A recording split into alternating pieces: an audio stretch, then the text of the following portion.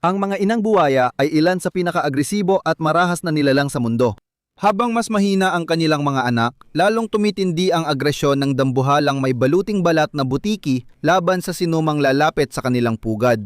Walang nagtatangkang gumawa niyon kapag nandun siya. Sa huli, siya ang buwaya at may-ari ng lugar saan man siya naroroon.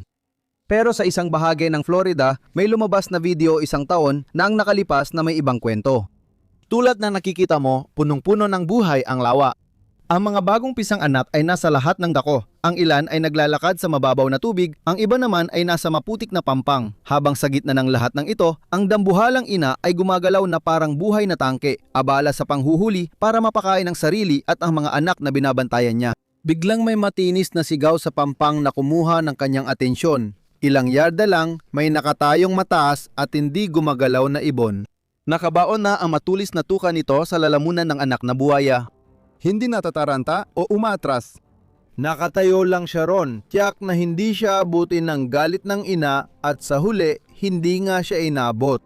Nilulon ng masamang ibon ang buhay na sanggol na buwaya pababa sa mahaba at kasuklam-suklam nitong lalamunan. Isa sa mga pinakamalapit na inapon ng dinosaur, ang nilalang na ito ay may halimaw na nakatago sa payat at elegante nitong katawan.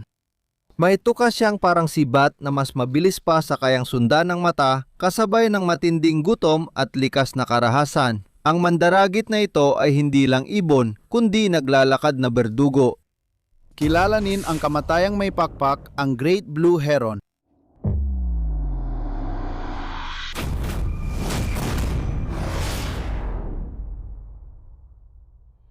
Ang Ardea heraldias o Great Blue Heron ang pinakamalaking heron sa Hilagang Amerika at ikatlong pinakamalaki sa mundo. Mas malaki lang ang gulayat at putiang tiyan ng mga heron. Namamayani ito sa mga latian ng Alaska at katimugang Canada tuwing tag-init at lumilipat sa Florida, Mexico, Caribbean at ilang bahagi ng Timog Amerika gaya ng Galapagos Islands, Colombia at Venezuela tuwing taglamig depende sa pagkain at kondisyon ng pamumuhay. Bilang mga direktang inapon ng mga theropod at T-Rex, ang mga sinaunang ibong ito ay itinuturing na mga modernong dinosaur at ang kanilang mas kilalang anyo ay nagmula pa noong panahon ng Cenozoic, mga 25 milyong taon na ang nakalilipas. Sa kabila ng kanilang pangalan, wala talagang asul na kulay sa katawan ang mga ibong ito. Ang balahibo nila ay kulay abong slate hanggang kalawangin at kapag natatamaan ng ilaw ay nagmumukhang bakal asul. Lalong tumitindi at nagiging kapansin-pansin ng kulay habang tumatanda ang tagak. Sa kanilang kasukdulan, ang mga dambuhalang mandaragit na ito ay maaaring umabot ng humigit kumulang 4.5 talampakan ng haba na may pakpak na umaabot hanggang 11.5 talampakan habang karaniwang nakatayo sa taas na 3 hanggang 5 talampakan.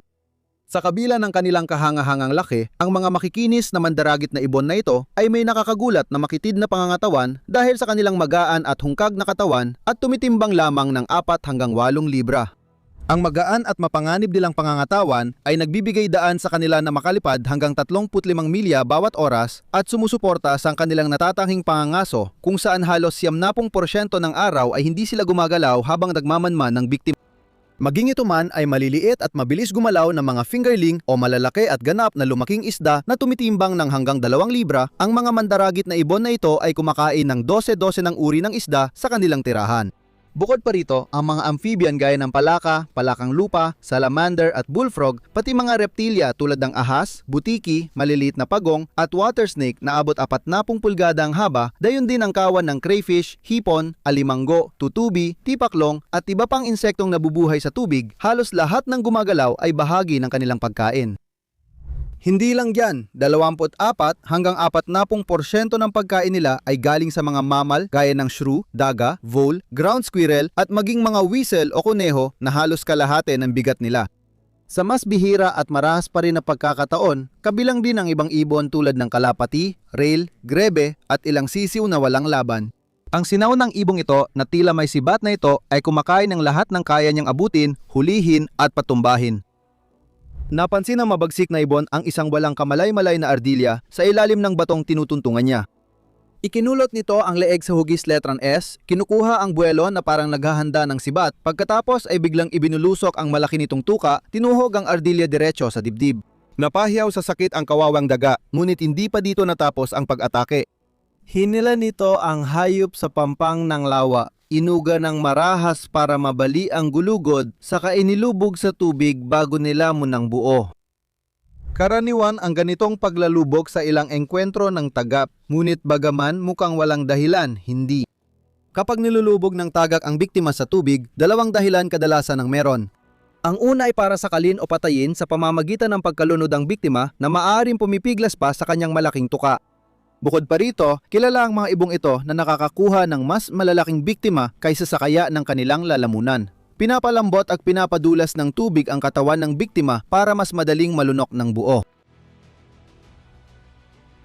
Matagal nang inaabangan ng babaeng tagak ang isang gopher na nagtatago sa lungga at matapos ilang bigong pagtatangka, nahila rin niya ito palabas. Nang magawa niya ito, naging malinaw na mahirap lunukin ng buo ang biktima dahil mas maliit siya kaysa karaniwang tagak. Kaya, dinala ng tusong mabagsik na ibon ang gopher nang humigit kumulang 100 at 50 talampakan palayo papunta sa gilid ng kalapit na lawa, inilubog ito sa tubig para lumambot at pagkatapos ay nilunok niya ito. Samantala, nakuha ng masamang ibong ito ang isang kalapati mula sa kawan kahit paulit-ulit itong pumiglas at magulo ang paglipad. Hinila ng dambuhalang mandaragit ang kalapati sa tubig at hinawakan hanggang mapagod ito sa paglaban. Pagkalipas ng halos 20 minuto, nagawa niyang lunukin ang patay na ibon. Nakakatuwang isipin na para sa karamihan ng mandaragit, ang pangangaso ang pinakamahirap, pero para sa mga Great Blue Heron, ang paglunok ang pinaka-challenging. Karaniwan, ang proseso mula pagposisyon ng biktima ng una ang ulo hanggang paglunok ay tumatagal ng 30 minuto ng matinding atensyon at brutal na pagsisikap. Sa panahong ito, ang hangin sa kanilang lagusan sa ilalim ng dila ay patuloy na dumadaloy para hindi sila mabulunan. Pero maaari pa ring mangyari ito kung masyadong malaki ang biktima. Higit sa lahat, dahil nilulunok ng buo ang biktima, minsan ay buhay pa ito habang nilulunok at itinutulak pababa sa lalamunan. Kapag ganito, may mga di inaasahang kakaibang bagay na pwedeng mangyari. Sa video, nahuli ng isang malaking asul na tagak ang dambuhalang ahas tubig sa latian at agad nilulon. Nang akala mong malulunok na ng ibon ang reptilya, nahirapan ito paulit-ulit sumalok ng tubig gamit ang tuka at pilit nilulon. Parang sinusubukang paluwagin ang lumalaban sa lalamunan niya. Nalaman na buhay pa at nangangagat ang ahas sa loob ng lalamunan ng ibon. Naging sobrang matindi ang laban kaya napilitan ang mabagsik na mandaragit na iluwa ang buong reptilya pabalik. Pero kahit ganon, hindi pa rin sumuko ang heron. Inayos niya ulit ang ahas at matagumpay na nilunok ito. Bagamat di malinaw sa video, malamang hindi makamandag ang ahas dahil kung oo, iba sana ang kinahinatnan ng ibon. Sa kabila ng lahat ng pagiging mabagsik at walang awa, hindi pa rin ligtas sa panganib ang mga malaking asul na tagak.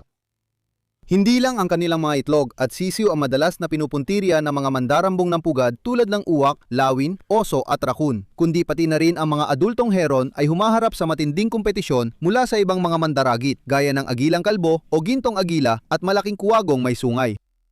Sa mga bihirang pagkakataon, may mga mandaragit sa lupa tulad ng bobcat na nakita pang nakikipaglaban at sa huli ay napapatay ang isang malaking asul na tagak. Wala sa mga engkwentro ang naging madali para sa alinmang panig. Ginagamit ng malaking asul na tagak ang matulis na tuka para salakayin at saksakin ang kalaban, kadalasan natatapos ang laban sa matinding sugat o pagkamatay ng magkabilang panig. Ipinapakita rin ang ganitong bangis sa mga tao. Kayang saksakin ng isang malaking asul na tagak na nakamamatay ang sinumang itinuturing nitong banta o kung hindi man, magdulot ng malubha at posibleng nakakalumpong pinsala. Habang nangingisda, nasabit ng lalaki sa linya niya ang isang malaking asul na heron. Milapitan niya at matapos magpumilit na palaya ang ibon. Ngunit pagkatapos ay nakamali siya na malaki nang subukan niyang buhatin ito para ipakita sa kamera. Doon na naging agresibo ang ibon. Una, inatake siya sa ulo gamit ang mga kuko pero walang epekto. Sinubukan itong itusok ang sibat na tuka sa mukha niya pero sumabit lang sa sombrero niya.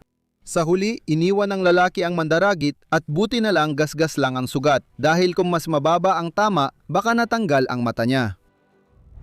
Bukod sa direktang engkwentro, kilala ang mabagsik na ibong ito sa pag-atake sa mga bagay ng tao sa kanilang teritoryo tulad ng bakod o trail camera bilang pagpapakita ng dominansya o kuryosidad. Siyempre, ang mga tao naman ay hindi rin naging mabait sa mga taga. Noong huling bahagi ng ika-19 na siglo at unang bahagi ng ika-20 siglo, walang tigil na hinuli ang mga malaking asul na tagak para sa kanilang mga balahibo na ginagamit noon bilang palamuti sa mga sombrero ng kababaihan. Napakaluho ng balahibong ito at umabot pa na mas mahal pa kaysa ginto. Ang madilim na bahagi ng industriya ng paggawa ng sombrero ay nagdulot ng pagpatay sa milyon-milyong tagak bawat taon na nagbunsod ng kanilang pagkaubos at naging sanhi ng konserbasyon. Kalaunan, ipinasa ang mga batas para protektahan sila tulad ng US Migratory Bird Treaty Act ng 1918 na nagbawal sa kanilang panghuli. Sa kabutihang palad, makalipas ang halos isang siglo ng proteksyon, dumami na muli ang mga malaking asul na taga. Kasalukuyang least concern sa IUCN Red List, tinatayang 5 milyong ibon ang matatagpuan sa buong mundo. Taon-taon, mula huling taglamig hanggang unang taginit, bumabalik o gumagawa ng mga kolonya ng pugad ang populasyong ito, tinatawag na heronries o rookeries na maaaring may hanggang 500 pugad bawat isa. Itinatayo ang mga espesyal na lugar ng pagpaparami sa mahihirap, abutin, masalimuot na lugar na ligtas mula sa mga mamal at tao at malapit sa masaganang pagkain. Dito nagsisimula ang panahon kung saan nagpapakitang gilas ang mga lalaki para mapansin ng babae.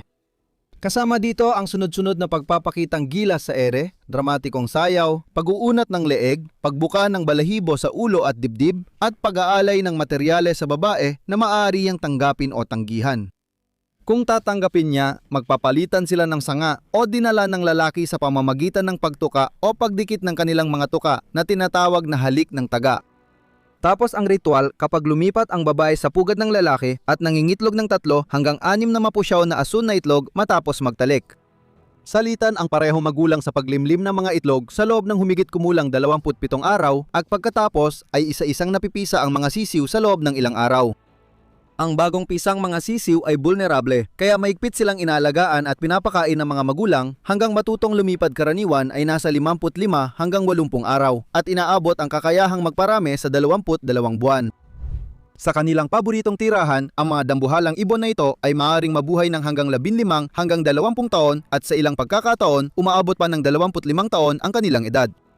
Para sa kaalaman ng lahat, karamihan ng oras ay ginugugol nila sa pagtayo, halos di gumagalaw at nakatitig lang sa biktima.